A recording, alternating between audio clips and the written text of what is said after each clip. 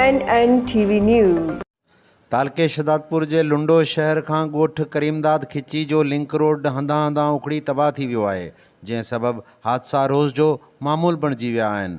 इलाइक़े वासियुनि MNN TV news सां ॻाल्हाईंदे चयो आहे त जी साईं, ये रोड जे बारे में असां ॾाढा परेशान आहियूं। रोड किन वक़्तनि खां वठी उखड़ियो पियो आहे। हुकूमत खे सख़्तु अपील थी कजे, महिरबानी करे रोड ठाराइनि। ॾाढा असांजा नुक़सान पिया थियनि। रोड हलण जहिड़ो ई कोन्हे साईं, ॾाढी तकलीफ़ आहे। गर्मी में गाॾियूं टुटी पियूं वञनि, पंचर टायर न वठी आहे त हलनि कोन थियूं। ॾाढो रोड ख़राबु आहे साईं, के वक़्तु थियो आहे इलाही।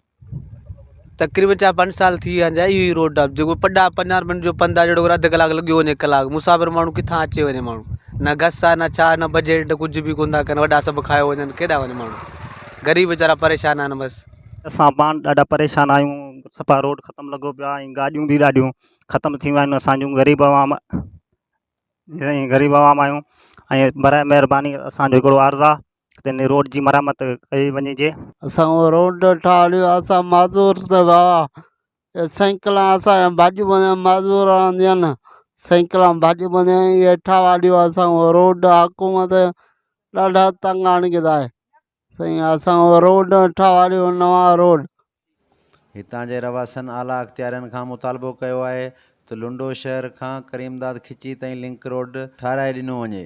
ॿी सूरत में सख़्तु एहतजाज कयो वेंदो। कैमरामैन टीम सां गॾु कुर्बान ख़ासकेली, लुंडो। MNN TV News।